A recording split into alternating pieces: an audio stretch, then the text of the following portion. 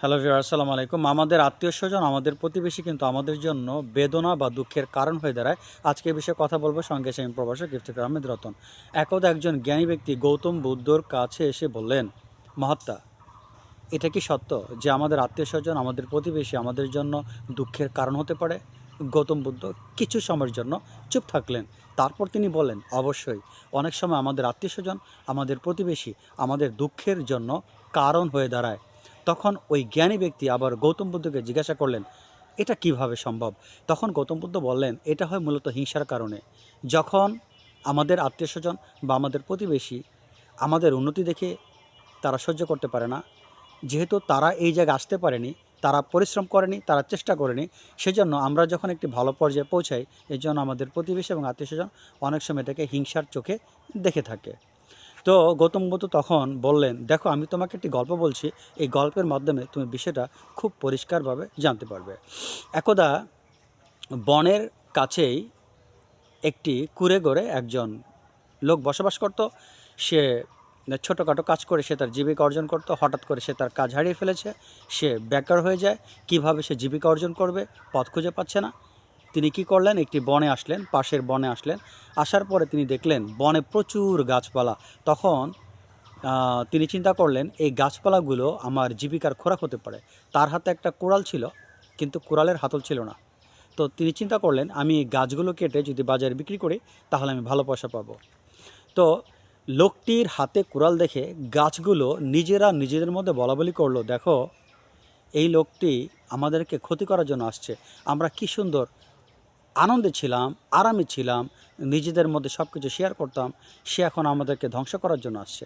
তার মধ্যে আবার আরেকজন গাছ বলে উঠলো, না, সে আমাদের ধ্বংস করতে পারবে না, কারণ তার হাতে কুড়াল আছে, কিন্তু ওর কোনো হাতল নেই। সো এটি দিয়ে সে আমাদের কাটতে পারবে না। ওই লোকটি করলো কি, ওই কুড়াল দিয়ে, হাতল ছাড়া কুড়াল দিয়ে সেভারাল টাইম সে চেষ্টা করলো গাছগুলো কাটার জন্য। গাছগুলো খুব মোটা ছিল, সে গাছগুলো কাটতে পারলো না। তারপর সে চলে গেল। তখন গাছগুলো বলল, এই লোকটি যে চলে গিয়েছে, এই লোকটি কিন্তু আগামীকাল আসবে, এসে কিন্তু আমাদের কাটা শুরু করবে।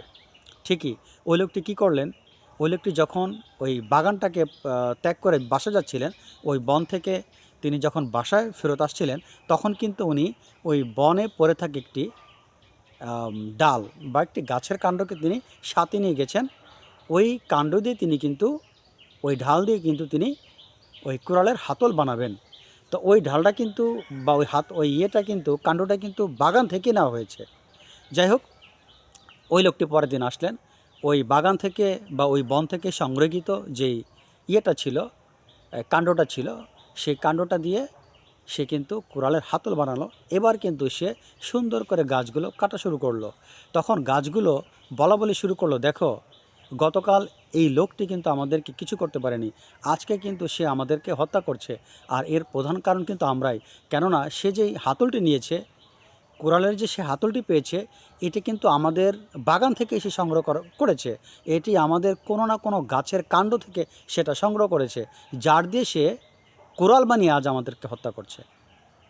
তো গাছগুলো তিনি কেটে ফেলেন। তো গৌতম বুদ্ধ তখন বলেন, দেখো, গাছগুলো আরামই ছিল, কিন্তু গাছগুলোর মধ্যে পড়ে থাকা একটি কাণ্ড দিয়ে সে কিন্তু কোরাল বানিয়ে, সে কোরাল দিয়ে কিন্তু গাছগুলোকে সে হত্যা করেছে। তার মানে আমাদের মধ্যে বা আমাদের চারিপাশে থাকা আত্মীয়স্বজন বা আমাদের প্রতিবেশী কিন্তু আমাদের দুঃখের কারণ হয়ে দাঁড়ায়। যেভাবে গাছগুলোর দুঃখের কারণ হয়ে দাঁড়িয়েছিল গাছ, ওই বনের মধ্যে পড়ে থাকা একটি একটি কাণ্ড বা একটি গাছের কাণ্ড, যেটি দিয়ে ওই কাঠুরিয়া কিন্তু কোরালের হাতল বানিয়ে গাছগুলোকে হত্যা করেছিল। এইভাবে গৌতম বুদ্ধ তিনি ওই লোকটিকে শিক্ষা দেন যে হ্যাঁ, অনেক সময় আমাদের আত্মীয়স্বজন বা আমাদের বন্ধুবান্ধব বা আমাদের প্রতিবেশী আমাদের পাশে থেকে আমাদের দুঃখের কারণ হতে পারে। আশা করি ভিডিওটি বুঝতে পেরেছেন। আজ এ পর্যন্ত। আল্লাহ হাফেজ।